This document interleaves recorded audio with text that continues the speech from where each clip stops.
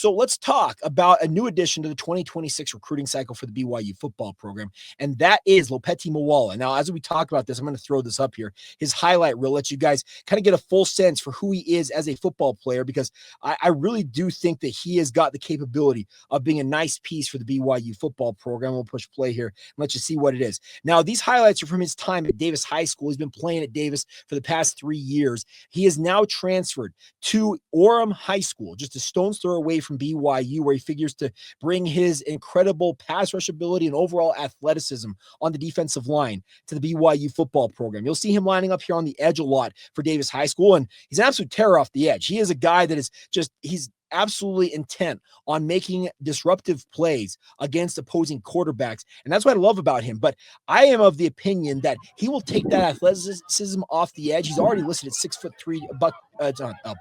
240 or 250 pounds. I think in time, BYU plans on maybe bulking him up and moving him inside, where he can play maybe a 5 or a 3 technique and use that athleticism he shows as a pass rusher on the defensive line at defensive tackle. I love the way he plays the game. There is a nonstop motor. He's been very productive at Davis High School, and I think he's ready to take it to another level this year for Orem High School. And I think it's a really, really nice addition for BYU, especially along their defensive line. Jay Hill, Sione Puha, Kelly Papinga, Chad Kaha'a, as well as Gary Anderson are kind of the 5 guys who have been intent on upgrading BYU's defensive line play. Well, having high-level players like Lopeti Moala are a big key in doing that. Now, the biggest thing for Lopeti Moala is he is another 3-star prospect, but he's not your average 3-star prospect that BYU recruited during their independent era.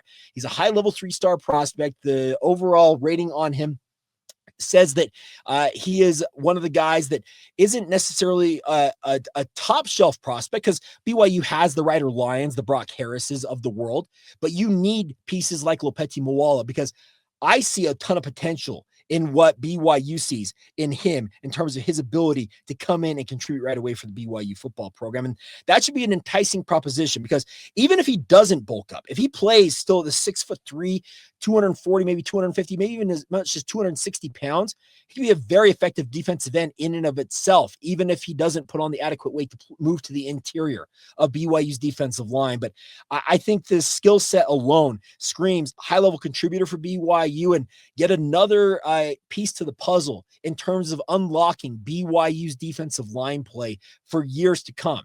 I expect this year the BYU's defensive line is going to take another step forward. They did some really, really nice things last year with John Nelson, as well as guys along that defensive line, like Tyler Batty, But I think Keanu Tanavasa, a guy like Justin Kirkland, Alvin Puafua, the guys they brought on the interior of the defensive line, and the young defensive ends on the exterior, guys like Hunter Clegg, Tausili Akana, they're expected to take another step forward. And if BYU starts to really get more production from their defensive line play, they are only going to make themselves that much better as a team. And the biggest thing is Jay Hill, the way that he coordinates his defense, I love the way that he goes about things. And I think that so long as he continues to recruit at a high level on this defensive line, and that goes to what a guy like Lopeti Moala brings to the table here for BYU, I think at some point you're going to find one of those guys who's going to erupt and be an absolute sensation, be that star pass rusher that BYU's seemingly needed for a decade now under Kalani Sitake. The one thing that's remaining in terms of the calculus in Jay Hill's defense is an elite pass rush. He's got elite linebacker play. He's got corners who are very capable in coverage. He's got safeties who come downhill and are very capable in covering their own right. The biggest thing he needs now is a defensive line that with a 4-man front can A, hold up against the run, but B, more importantly, get after the quarterback, strip sacks, making quarterbacks jumpy, making them have happy feet, see ghosts, as they like to say out there.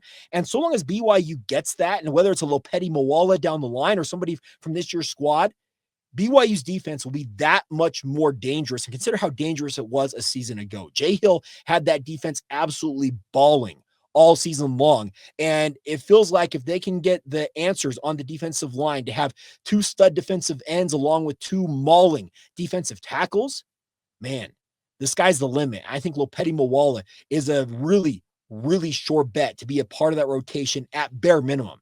I see potential in Lopeti Moala. You probably saw it in his highlight reel if you're watching this on YouTube, that he's got a motor, he's got skills, pass rush ability, and the best part is he's got athleticism. A lot of guys will specialize in just one sport, speaking of football or otherwise. But what I like about a guy like Lopeti Moala, and we'll see if he does it at Orem, but he played basketball for Davis High School. And it wasn't that he was on the basketball team just to be there. He was a high-level contributor for that basketball team. That shows that he's got really nimble footwork. He understands spacing. He understands how to play one-on-one.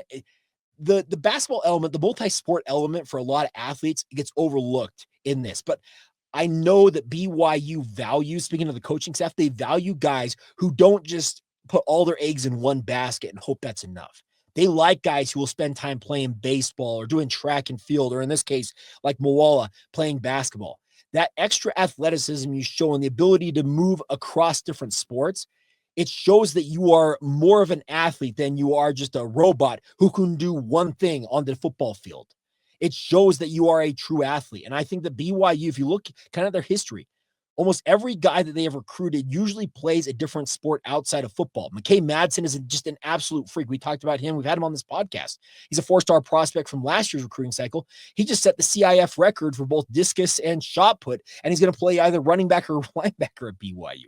We've got guys who are running sprints. In the case of the McKenzie brothers who are currently at BYU, them, Parker Kingston, Cody Hagan, they were all kind of in that same recruiting class, and they were all racing each other in the 100 meters at the state track meet.